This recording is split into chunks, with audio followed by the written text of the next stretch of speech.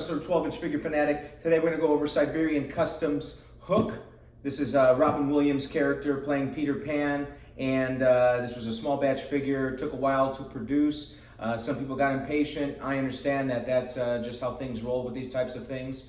They are out of, I believe, Russia, and they came with some nice accessories, so we're going to see how this whole thing comes together and if it matches up with expectations.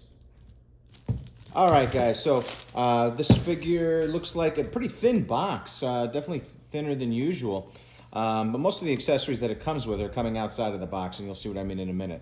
But it's just got, it looks like a very tightly placed slip with a little illustration on the top, on the cover here. This looks like him. It says Peter Banning Lawyer, so this is him in the real world before it became Peter Pan. And then on the back, you've got the hook from Captain Hook. Pretty tightly placed. All right. Standard black box.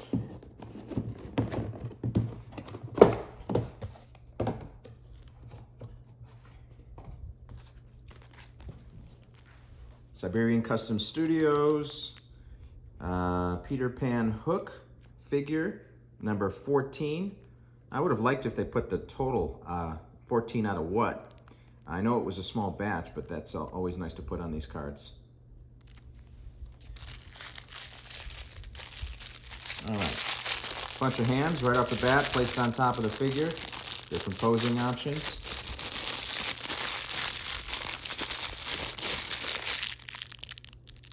And not too much. I don't think there's anything additional in the way of painting on the hands after the sculpt was made. Detailed enough, though. All right, and let's see.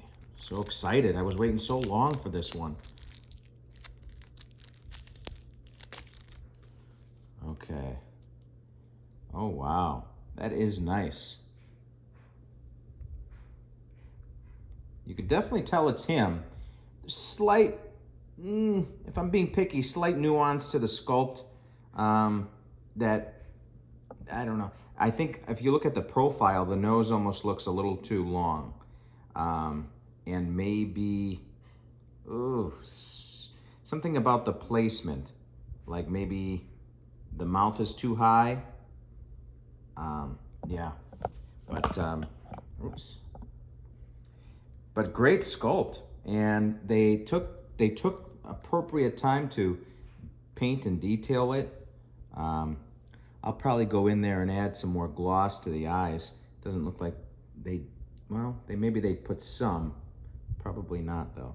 But if you look closely, you got excellent texturing on the skin as well.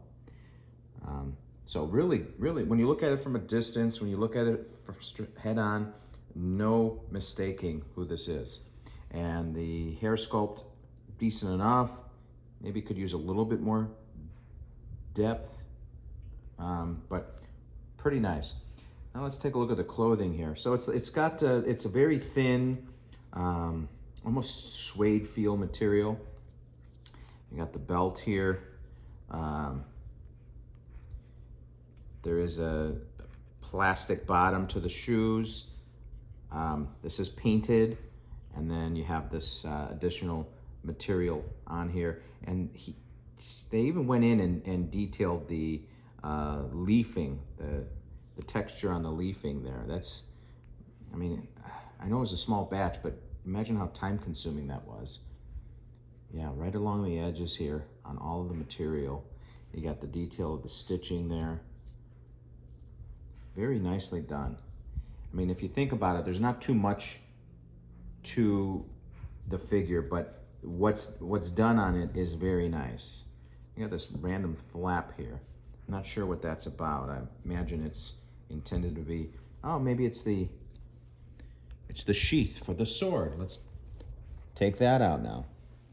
Okay. Ooh, this goes a long way with me. So the sword is actually made of metal. It's kind of a gold color. And I really appreciate that. Too many makers are doing plastic blades on swords and knives when they should go all the way and make it metal.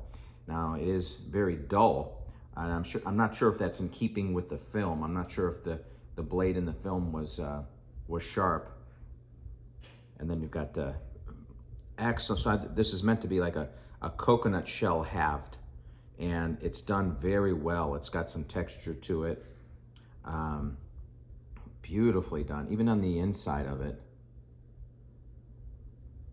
Wow, this is just great. So we take the figure and put it in the sheath. Boom, like so. So great figure, great figure. Now let's take a look at what else we got. So there's nothing actually left in the box, and there's no stand, and I'll show you why. So it came with this outside the box, and very tropical looking display. Looks like a bunch of actual, this isn't sculpted, this texture here. It's actual, it looks like tiny pebbles that were glued in place. And then you got all the vegetation here. Make that stand up a little bit. So that's only part of it. Then you've also got this ladder. And it looks like it's magnetized on the bottom. So if we take that, if you see there's place on here for that, and it should be as simple as just here, like so. Okay, the magnet doesn't work as well as I would hope, but it's decent enough. This is also pretty loose because they went in and they bound with tiny rope around each of the spokes of the ladder, and none of it's glued down, it seems. Is it? No, it can't be, because look at this. It's giving way a little bit. So it's all just bound very tightly, each of the rungs of the ladder. Nicely done though. Bamboo sticks. So let's see how it holds up with the figure. I'm gonna put this together and we're gonna see how it looks. All right, so here it is all set up, and the ladder is holding up pretty nicely. It could be a little bit more grounded, but what an excellent figure. And the dexterity of the material they used in the hands is flexible enough that I was able to wrap his hand around that ladder, even though it's pretty thick. So that worked out very well. I mean, man, once again, that head sculpt really pays nice tribute to him. All right, so scale of 1 to 10. I'm gonna give this figure a 9.4. Yeah, only taking slight points off for not using a stronger magnet or attachment system in general for the ladder. I'm gonna probably go in and detail the plants a little bit more because they're a little too bold colored. Looks like the bottom of a aquarium, a fish aquarium. But excellent figure, good detailing, excellent choice of materials, very thoughtful process they must have put in. Thanks for tuning in, guys, and I will see you for the next video.